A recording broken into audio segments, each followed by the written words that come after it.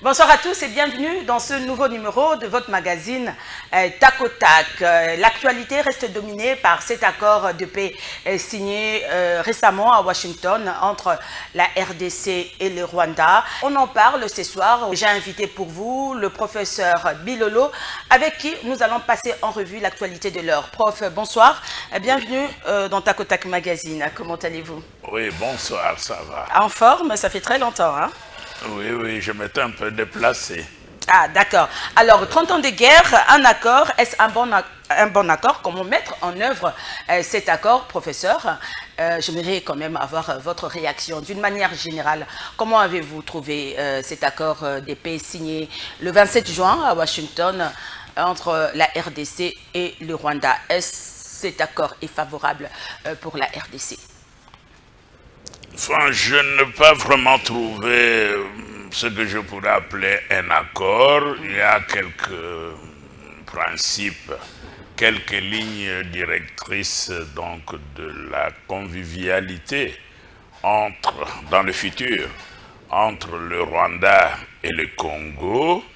Mais ce qui est positif, c'est le fait qu'on peut considérer ce qu'on appelle l'accord comme étant une ratification par le Congo et le Rwanda de principes qui ont été posés par le Conseil de sécurité.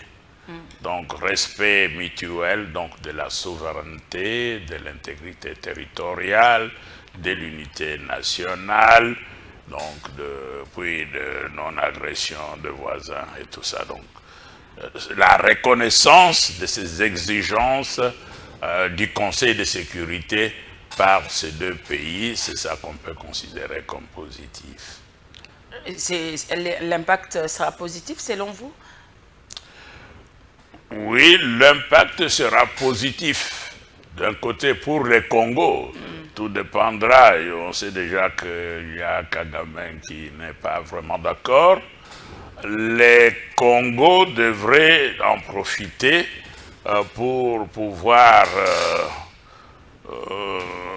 satisfaire certaines conditions. On nous a posé des conditions, entre autres la neutralisation des FDLR, ce que je n'ai pas compris. Pourquoi est-ce qu'on a mis explicitement dans le contrat la neutralisation de FDLR sans parler de la neutralisation de M23 et AFC.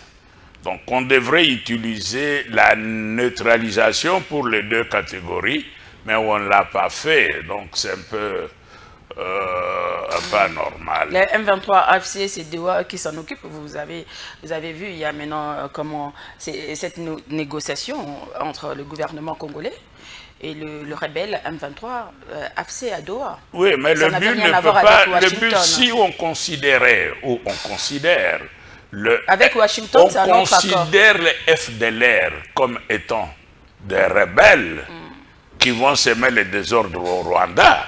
Nous considérons aussi M23, donc comme ces pions de Kigali, qui viennent semer les désordres en République démocratique du Congo.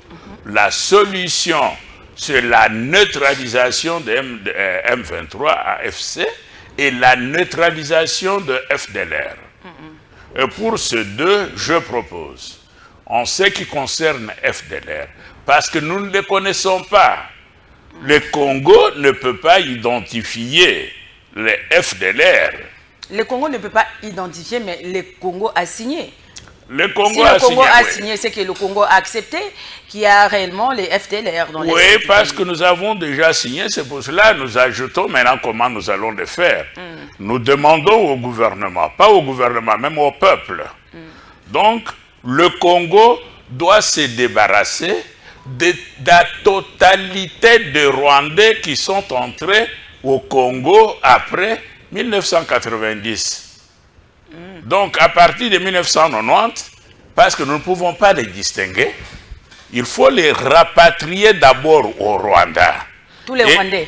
Tous les Rwandais, dans tous les secteurs, donc sans exception, que ce soit à la présidence, que ce soit dans le gouvernement, dans les cabinets, Mais dans comment on va les l'armée. identifier parce qu'ils disent Quiconque congolais? est soupçonné être rwandais sera rapatrié.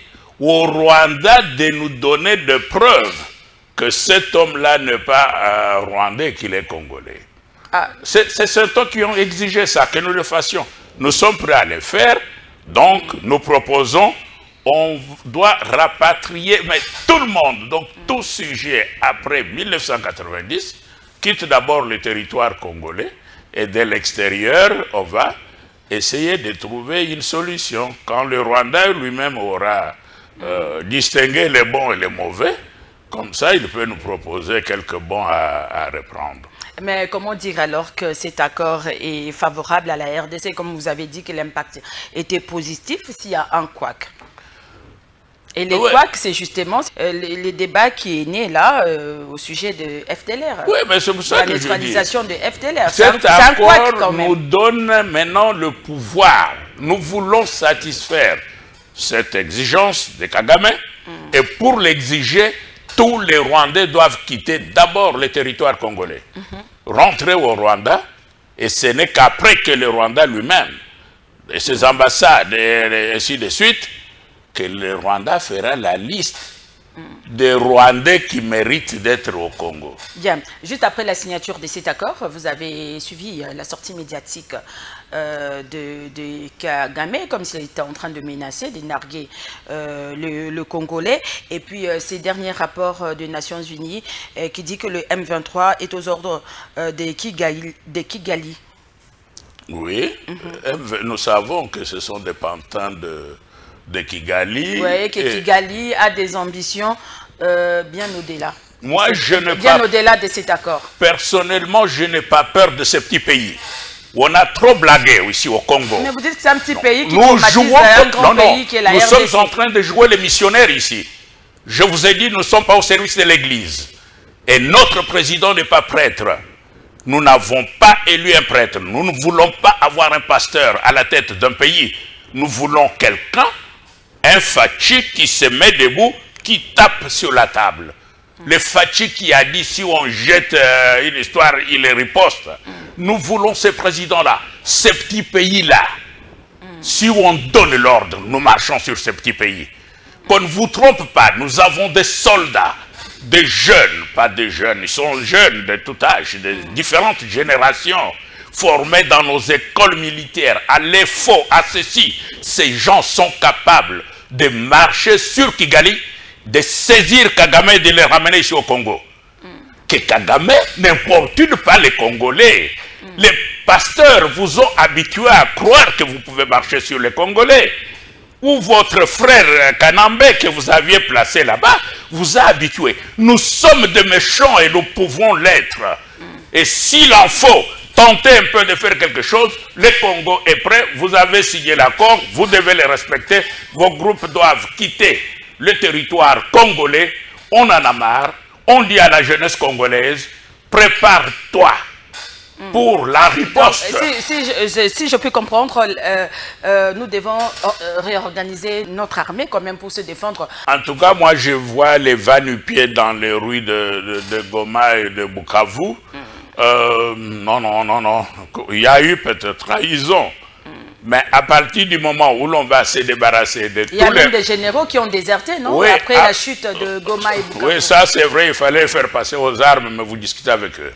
Donc, à partir du moment où vous débarrassez de Rwandais provisoirement, je dis bien provisoirement et dans de meilleures conditions, de Rwandais qui sont sur les sols congolais, rapatriement provisoire. Oui, rapatriement des Rwandais. Des Rwandais, et puis attendre que... Des Rwandais soupçonnés être des FDLR. Non. Tout Rwandais sur le sol congolais est soupçonné par Kagame d'être FDLR. Ah. Ils sont là à Goma et à Bukavu. Ils ne nous ont pas montré les FDLR.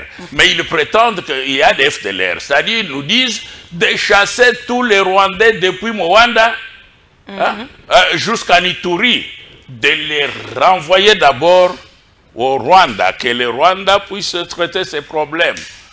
Et la nervosité de Kagame, il était un peu nerveux. C'est un prétexte. C'est un piège pour nous distraire. Hein, pour distraire les Congolais.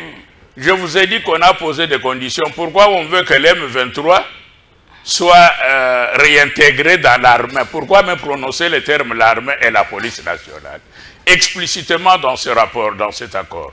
Ça, je n'ai pas compris.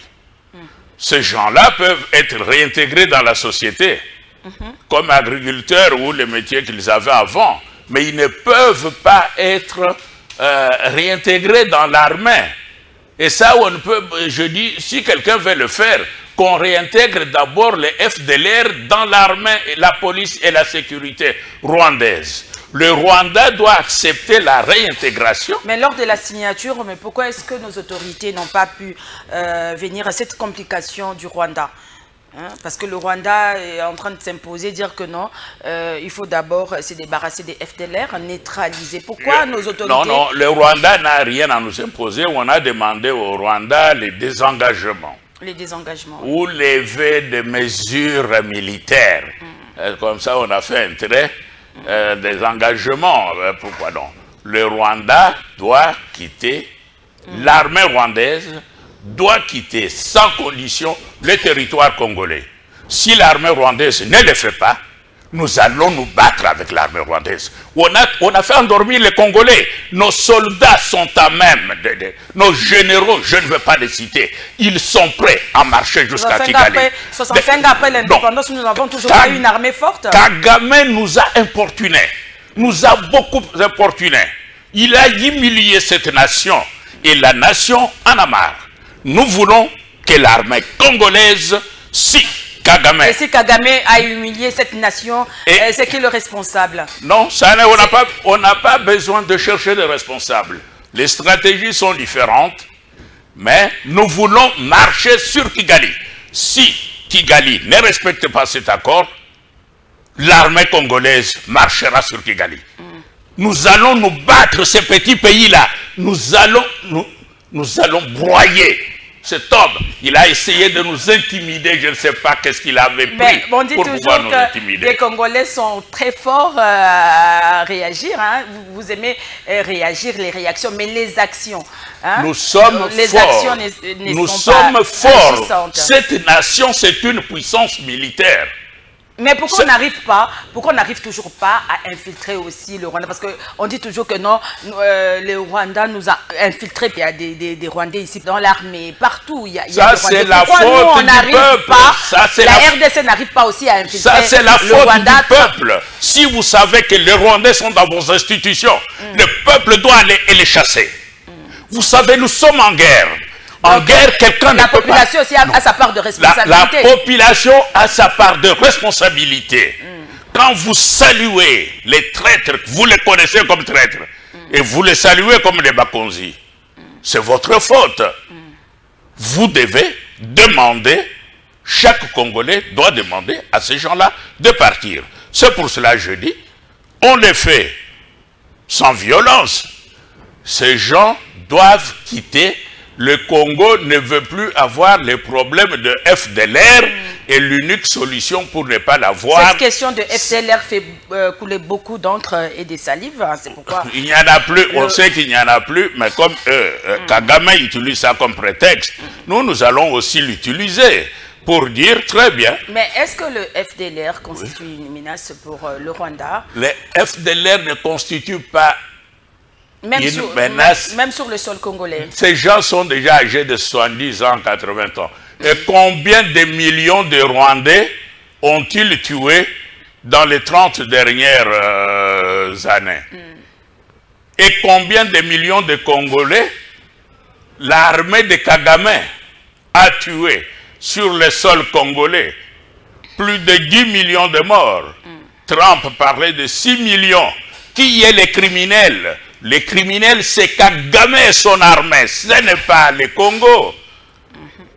Vous trouvez qu'on a beaucoup demandé à la RDC? On a beaucoup demandé à la RDC dans ce sens que, selon moi, Kagame n'a pas été suffisamment puni. Sanctionné aussi longtemps que quelqu'un est sur votre territoire, avec son armée. vous ne pouvez pas demander une sorte de cessez-le-feu. Donc, que je ne l'attaque pas militairement, que je lui demande de se retirer pacifiquement. Au fond, c'est ça qui a été dit. Et le Congo cessait d'attaquer les Rwandais, les soldats rwandais sur le sol congolais militairement, parler et demander à ces soldats de se retirer pacifiquement, et ça ne va pas. Ils doivent quitter où ils quittent, où on les chasse par les armes. Bon, d'accord. Prenons l'aspect, là on a parlé de l'aspect sécuritaire, oui. Prenons l'aspect économique. Il y a certains qui disent que non, il y a bradage de nos ressources, tout ça, et que Fachi a vendu le pays, voilà, aux Américains, ou je sais pas, aux Rwandais. Que tout doit passer par le Rwanda, nos minerais pour comment, la transformation et puis raffinerie de nos minerais. Donc on doit partager nos ressources, gérer nos ressources avec le Rwanda, comme le parc de Virunga, tout ça. Mais il faut distinguer, il y a les démagogues là-dedans. Il y a des choses... On parle de l'aspect économique. Oui, c'est l'aspect économique. Oui. Il y a de richesses ou des ressources que le Congo partage depuis toujours avec ses voisins. Il y a par exemple la pêche sur les lacs Mobutu avec l'Ouganda. Il y a le gaz donc sur le lac Kivu. Oui, Kivu, avec le Rwanda. Il y a aussi le problème du parc de Virunga, oui. Que Kabila, ou le gouvernement de Kabila, aurait vendu à un Américain, et que le Rwandais exploiterait cela pour lui. D'ailleurs, il y avait une délégation allemande, c'était d'ailleurs des touristes, qui après une visite au parc de Virunga, quand ils sont rentrés en Allemagne, ils m'ont demandé, mais qu'est-ce qui se passe? Le parc est congolais, mais les touristes passent par Kigali, Kigali prend $800, et puis l'armée et la police de Kigali prend ces touristes, les amène au parc congolais. Ça n'a aucun sens. Donc le monde n'a jamais compris ce qui se passe autour de ces parcs. Donc cet accord permet au Congo de réclamer son pourcentage de 50% sur les 800 que le Rwanda prend. Pour les visiteurs donc, du parc de Virunga, ça pourrait être un point positif, mais ce qui n'est pas clair, ce sont des choses qui sont sur les territoires, ou en grande partie, sur les territoires rwandais. Donc le Congo aussi doit partager avec eux, doit avec aussi le Rwanda, avoir accès, doit co-gérer aussi ces richesses-là du Rwanda, mais ce n'est pas si explicite. Quels sont les parcs du Rwanda que comment le Congo doit aussi exploiter ou co-gérer? Oui, ils ont un parc du côté de Uvira, vers le sud, un parc du côté de Uvira, mais vers le sud, il y a un parc que le Congo devrait aussi co-gérer. On ne peut pas les laisser seuls. Donc, et puis, aucune société, aucun pays ne peut nous dire les richesses qui sortent du Congo doivent passer par telle route. Et c'est le corridor là de l'Obito, je ne sais pas si on a des corridors, ou est-ce qu'on doit seulement passer par le Rwanda? Non, on ne doit pas passer. Le Rwanda est un pays enclavé. Le Rwanda n'a pas de passage. Pour le passage, on peut discuter avec la Tanzanie. Et dans une certaine mesure, quand le chemin de fer Alexandrie sera réhabilité, on peut passer par le Soudan. Et ces projets, le corridor de l'Obito, ça peut quand même servir? C'est un ancien, comme je le disais toujours, c'est un ancien corridor. Déjà à l'école primaire, nous avions appris que nos richesses passaient, donc les voies d'exportation passaient aussi par Lobito, c'est à cause des guerres qui ont eu lieu qu'on a abîmé la voie donc de Lobito. Il suffit de réhabiliter cela. Ça sera un chemin de fer comme les autres, mais la voie de l'exportation, c'est à nous de définir cette voie-là. Alors, et non aux Américains. Mais nous avons 9 voisins. Si on doit partager nos ressources, on doit partager avec tous nos voisins. Pourquoi seulement le Rwanda et puis Ouganda et Burundi? Ces 3 pays-là, pourquoi nous sommes... Non, le peuple est contre ça. Ce n'est pas parce que le Rwanda nous a fait la guerre qu'il faut faire exception sur tel ou tel point. L'Ouganda aussi a ouvert sa frontière avec le Rwanda. Oui, oui. Donc, c'est un problème à résoudre donc, dans un cadre régional. Ils l'ont dit, mais je ne sais pas pourquoi, à côté de ce cadre régional, il semble obliger le Congo à signer donc des traités de coopération, donc mais savez-vous au moins que des accords bilatéraux. Récemment, j'ai reçu le professeur Follet sur ce plateau qui dit que non, oui, la sécurité et la souveraineté est une responsabilité exclusive de l'État congolais. On devait signer cet accord, on aurait dû signer cet accord avec un autre pays sans la présence des États-Unis. A-t-il raison, ce professeur? Non, parce que la sécurité allemande, même la sécurité européenne, de l'Union européenne, est assurée par les États-Unis. C'est l'OTAN qui protège l'Europe. Donc, et quand on dit l'OTAN, ce sont les États-Unis qui protègent l'Europe. Pourquoi les États-Unis ne peuvent pas nous protéger? Moi, je voulais que l'Afrique signe avec les États-Unis, qui est un pacte transatlantique, mais qu'on signe un pacte de non-agression, un pacte de coopération militaire entre l'OUA et les États-Unis. Mais si on peut commencer par les États-Unis et le Congo, tant mieux.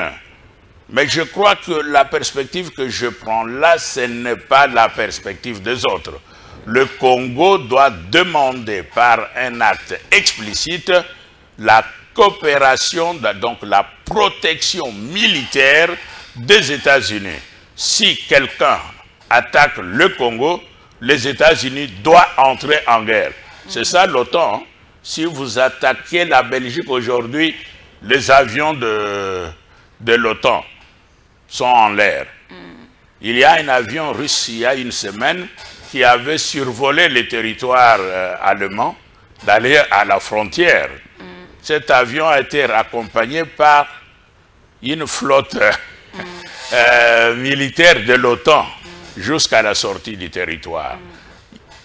Un tel concept de défense et de protection est souhaitable, mais j'ai l'impression que ce n'est pas cela. Ce n'est pas ça, c'est que j'ai lu dans ces actes-là. Donc, les États-Unis ne s'engagent pas à protéger militairement le Congo en cas d'agression du territoire congolais. Et les ministères des Affaires étrangères devraient tout faire, et les ministères de la Défense, tout faire pour arriver à un pacte de protection. Mais pourquoi les États-Unis ont signé l'accord aussi?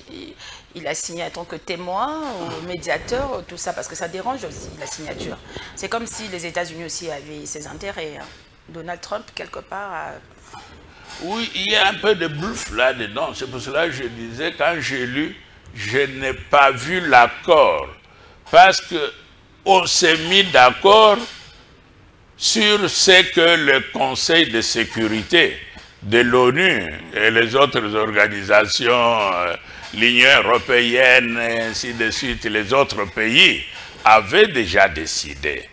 Respecter l'intégrité territoriale, l'unité, la souveraineté, la sécurité, etc. Donc, ils ont seulement réinterprété comme s'ils ajoutaient à cela une sorte de défense implicite du Rwanda Hein, pour dire le Rwanda avait raison d'attaquer le Congo parce que le Congo a FDLR. Les FDLR sont au Congo. Donc ils ont raison d'envoyer leur armée agresser le Congo. Mais le Congo n'a jamais agressé le Rwanda. Le Congo n'a jamais déclaré la guerre. C'est pourquoi on dit, mais pourquoi un accord de paix? Si c'est un accord de paix, c'est qu'il y avait la guerre. Oui. Mais la RDC n'a jamais déclaré la guerre au N'a Rwanda. jamais déclaré. On n'a jamais agressé le Rwanda. Oui, mais la RDC accepte l'agression depuis 30 ans. C'est pour cela que la RDC doit maintenant se réveiller, parce qu'il est établi que la RDC est agressée. La RDC doit se réveiller et le président doit se mettre maintenant sur le mode de la défense Vous avez militaire. vu au moins la lettre ouverte adressée de Thomas Louaka, adressée à la ministre des Affaires étrangères, qui a vraiment critiqué sévèrement cet accord. Même Delis Sanga aussi a critiqué cet accord. Oui, mais eux critiquent, comme je l'ai dit, l'accord interprète la décision du Conseil de sécurité. Donc, d'une façon générale, on ne peut pas, comme tel, les critiquer. Je vous ai dit, les problèmes de cogestion, je ne sais pas pourquoi on a utilisé les termes, ce sont des choses qui existent déjà. Cette coopération-là, donc hydroélectrique, donc le Congo donne par exemple l'électricité au Rwanda, c'est quelque chose de fait.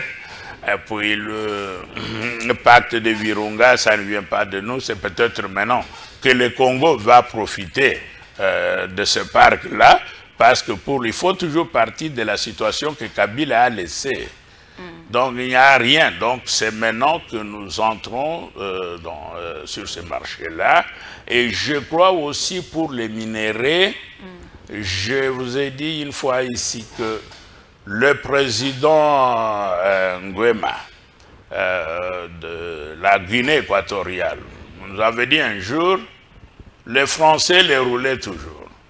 Même quand il avait découvert le pétrole, il disait c'est peu, c'est insignifiant, etc. Ça ne vaut même pas la peine. Il a dit, ah c'est comme ça. Il a appelé les Américains. Il a fait un contrat avec les Américains. Il ne reçoit que 15%, donc la Guinée équatoriale. Mais si vous allez aujourd'hui en Guinée équatoriale, que ce soit à Malabo, que ce soit à Diblo, et d'autres, Banza ou quoi, donc sur l'histoire, vous verrez, c'est la Suisse de l'Afrique. On ne le dit pas assez. Donc la Guinée équatoriale, avec les 15% là, est en train de se transformer. Donc la RDC aussi, avec cet accord, va... La RDC, je ne connais pas les pourcentages, la RDC peut... Parce que la base de la RDC, c'est un peu une économie trop capitaliste. Pratiquement, c'est la mafia qui a l'économie congolaise en main. Et dans ces contextes, même les biens là peuvent devenir le mal. Le Congo est dans les mains de la mafia. On n'a pas. Quelle est la politique socio-économique du Congo? Quelle est la place du peuple? L'habitat, est-ce qu'il y a une politique d'amélioration de l'habitat? Combien de milliards sont mis chaque année à la disposition donc, de banques pour les crédits de construction? Même l'école, etc. Donc les minéraux partent. Mais l'argent des minéraux, c'est pour les écoles. L'argent des minéraux, c'est pour les hôpitaux, c'est pour les biens communs. Toujours dans la souffrance. Oui, dans la souffrance. Oui. Et puis les salaires est même insignifiants. Oui, la problématique des salaires aussi. Oui, je me promène partout, je demande aux jeunes, aux autres, combien on nous donne 70 $, 100 $. Vous voyez, c'est là la paupérisation. Si le Congo veut exploiter... Nous sommes soumis aussi au dollar. Hein? Oui, nous pouvons changer le dollar. Le président peut créer les dollars congolais. On va appeler ça dollar congolais, comme il y a les dollars australiens, parce que les Congolais, maintenant, le mot dollar, les francs, ça ne leur dit plus rien. Donc, les Canadiens ont leur dollar, ainsi de suite. vous pouvez... Mais on dit de nous, peuple indépendant, nous avons fêté notre... Nous devons changer la monnaie. Notre indépendance, 65 ans après l'indépendance, mais il y a toujours cette monnaie étrangère, les dollars qu'on consomme ici. Le franc congolais n'a plus de valeur. On n'avait pas cette monnaie-là. C'est Kabila qui a fait entrer. Donc nous ne sommes pas indépendants, nous dépendons. Kabila et les Mozito et les ceci, les cela. Mozito encore. Bien sûr, ces gens avec qui le président veut maintenant coopérer. Oui, ces gens, ce sont... Il a été reçu par le président de la République. Ils ont détruit le Congo, il faut le dire. Mozito. Oui, il faut les envoyer au garage. J'étais écœuré quand j'ai vu le président l'embrasser. Ah bon? Mais non! Qu'est-ce que vous reprochez à Mozito? Non. Il a détruit. Ils se sont parmi les gens qui détournent là. Il est parmi eux. Vous savez combien de biens il est dans cette ville. Après lui vient Matata Pognon et Kabila. Enfin, Kabila est devant eux. C'est vraiment cette oligarchie qui a détruit la nation, qui a implanté ces mauvaises habitudes, qui continue à nous gouverner. Nous ne voulons pas être gouvernés par les Mozito et les autres. Et vous appelez cela dialogue national? Vous êtes contre le dialogue? Ce n'est pas... Mais d'ici là, il a reçu les prêtres catholiques et les pasteurs de l'FCC. C'est un dialogue. Il a reçu aussi Martin Fayoulou. Ce sont des individus comme moi. Si je vais visiter le président, cela n'est pas le dialogue national. C'est le conseil d'un citoyen qui échange avec son président. Mais ils sont allés proposer... Ils proposent quoi? Ils n'ont rien. Ils n'ont pas de projet de société. Ah bon? Qu'ils nous présentent leur voie de sortie, comme on a présenté cet accord-là. C'est quelque chose de contrôlable, de palpable, on peut vérifier. Eux, ils n'ont rien. Demain, les Chibala, les Cécile, les Badibanga, etc., ils iront. Ces copains-là, de l'ancien régime, qui veulent embrouiller, dire que nous... Non, ils ont échoué. On fait le constat, vous avez échoué. Donc ils n'ont plus rien apporté. Ils n'ont rien apporté. Même mes amis... Mais Fayoulou n'a jamais géré. Même mes amis, les Bahati, les Kamers et tout ce monde-là, ils ont échoué. Leur bilan, et je dirais, à la suite de Biwani, les fruits de cet arbre que ces gens ont planté sont amers. Les fruits sont très amers, Monsieur le Président, nous ne voulons pas les manger. Libérez-nous de ces gens. Ah bon? Il y a de jeunes gens, il y a de gens dynamiques et forts qui sont prêts à construire le Congo et on ne peut pas les laisser dans les mains des aventuriers. Mais la crise n'est pas seulement externe, la crise est aussi interne. Il n'y a pas... Vous êtes contre la cohésion nationale? Non, ce n'est pas la cohésion. On doit se mettre ensemble pour dialoguer. La cohésion nationale dans un pays multi-ethnique comme le Congo, c'est quand la nation Chokwe, ces rebelles, ou la nation Lunda, ou les Tabwa, ou les Songe, ou les Nande, ou les Lendu, les Congo. C'est ça la cohésion. Voilà. Quand ces peuples, en tant que peuple, se mettent ensemble, c'est ça la cohésion nationale. Mais c'est pas ce qu'on est en train de faire. Non, ce n'est pas ce qu'on est en train de faire. Si les provinces, il y a des provinces qui se rebellent, alors on prend ces provinces en tant que provinces qui envoient leurs délégations et leur cahier de charges, on appelle cela cohésion nationale entre les différentes nations, pas des individus, c'est quinois. D'abord, ce sont tous des quinois. Et être quinois, c'est une insulte. C'est de la quinoiserie, c'est que on est en train de faire. Ah bon? Tout ce monde-là, je vous ai dit, ce sont mes amis. Ils sont ici à Kinshasa depuis plus de 50 ans. Quelle nation est-ce qu'ils les représentent? Bien. Ils représentent la ville de Kinshasa, qu'ils aillent faire les réunions avec les gouverneurs de Kinshasa pour voir comment mettre fin aux bouchons, comment améliorer les infrastructures, les canalisations, etc. Que ces gens aillent voir les gouverneurs. Mais par rapport à la paix, parce que nous avons Kabila qui est à Goma, qui a été poursuivi, qui est poursuivi, tout ça, vous avez suivi son discours, les discours de Kabila après la levée des immunités. Il se retrouve à Goma. Et Nanga est là-bas, on dit de lui qu'il est rebelle, mais Kabila n'a jamais dit qu'il était rebelle. Il est en train de faire ces consultations là-bas. Donc, mais pour une paix durable, Et il faut quand même dialoguer, se mettre ensemble, Non, non, et savoir ce qu'ils revendiquent. Mais pourquoi Kabila... Non, non, la paix durable... Mais comment trouvez-vous d'abord l'attitude de Kabila? Kabila s'est déclaré Ben Laden congolais. Comment et ça? Ben Laden congolais aura une réponse identique à celle que Obama a donnée à Ben Mais Laden. certains opposants demandent à Kabila de Non, revenir au pays. il n'est pas question de rentrer ici à Kinshasa un pour Ben se mettre Laden ensemble. ne mettra plus ses pieds. J'invite tout le peuple congolais à être vigilant. Chacun, chaque citoyen est responsable. Il doit défendre la Constitution. Chaque citoyen, chaque citoyenne doit défendre la Constitution contre les faiseurs d'iniquité, les terroristes comme les Kabila et les autres.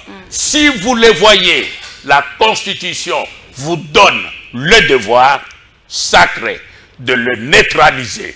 Il appartient à chaque soldat. Il n'a besoin de personne, il n'a besoin que de la Constitution. Mais il est à Goma, là-bas, il n'est toujours pas arrêté, il se promène en Nous l'aurons cet ordre, je le donne aussi aux soldats qui sont à Goma, aux Congolais qui sont à Goma.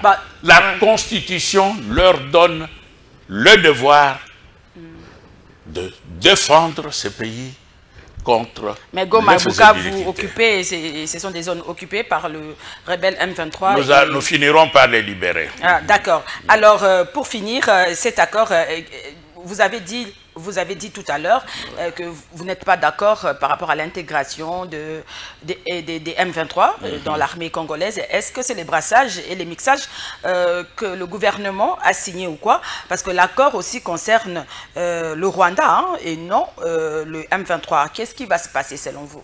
Non, dans l'accord, on ne parle pas de mixage et brassage pour FDLR au Rwanda. Donc, du côté de Rwanda, on n'a pas posé ce problème-là. Ces conditions-là sont posées aux Congolais. C'est pour cela, moi, je dis, les terroristes congolais iront en prison. S'ils osent signer une histoire pour nous mettre encore les rebelles dans l'armée, ils n'auront pas l'appui du peuple. Nous en avons assez. Le peuple en a assez. On doit comprendre qu'il y a des limites à tout. On ne les a pas placés là-bas pour commencer à jouer avec le peuple. Mais c'est pourquoi on est en train d'accuser Félix Tshisekedi d'avoir tout simplement sauvé son pouvoir. Donc il n'a pas eu le temps de lire, d'examiner vraiment cet accord, tout ça. Et pourquoi signer? Non, je crois qu'en signant, ils ont signé... On est allé en tant que pays ou en tant que pouvoir? Ils sont allés en tant que pays. Il fallait ratifier, je parle là de ratification, des décisions du Conseil de sécurité. Et ces décisions du Conseil de sécurité constituent des préalables pour d'autres décisions qui pourraient venir de la République démocratique du Congo. Par exemple, une riposte militaire demande qu'on signe d'abord, qu'on reconnaisse d'abord ces principes, et puis on fera le constat. Kagame ne veut pas se plier, il a déjà dit lui-même, à cet accord. En ce moment-là, nous pourrions prendre d'autres mesures. Et comme je vous ai dit aussi, il y a une mesure à prendre. Les Rwandais doivent provisoirement quitter le territoire congolais et rentrer au Rwanda. Bien. Alors, un mot de la fin, nous sommes arrivés à la fin. Je ne sais pas si vous avez un mot de la fin par rapport à tout ce qui a été dit. Oui, le mot de la fin, ce n'est pas par rapport à ce qui a été dit, mais à ce qui me préoccupe. Oui, allez-y. Pour l'accord qu'on veut signer avec les Américains, ça ne sert à rien de signer les accords et continuer à payer à notre peuple 100 $, 70 $. Ça doit cesser. Si l'accord peut avoir un sens, il faut qu'on ajoute dans cet accord-là un salaire minimum de 1 500 $. Je dis bien minimum. C'est-à-dire le salaire de la femme qui balaye la maison de directeur de cette société-là. Donc, si vous ne levez pas les niveaux donc, vous ne changez pas la politique salariale, nous resterons toujours des misérables. Nous n'allons pas accéder à des crédits. Je veux que ce peuple accède à des crédits. Que les Quinois, tous les Quinois sont à même de reconstruire leur maison si les banques que nous n'avons pas, donc parce que ce qu'on a là, ce ne sont pas des banques, pouvaient le faire, et je voudrais que cela soit intégré vraiment à ce contrat, un salaire minimum de 1500 $. Merci professeur. En tout cas, merci d'être venu. Voilà, merci de répondre à nos questions. Revenez quand vous voulez. Eh bien, madame, messieurs, cette émission est terminée. Merci à vous de l'avoir suivi.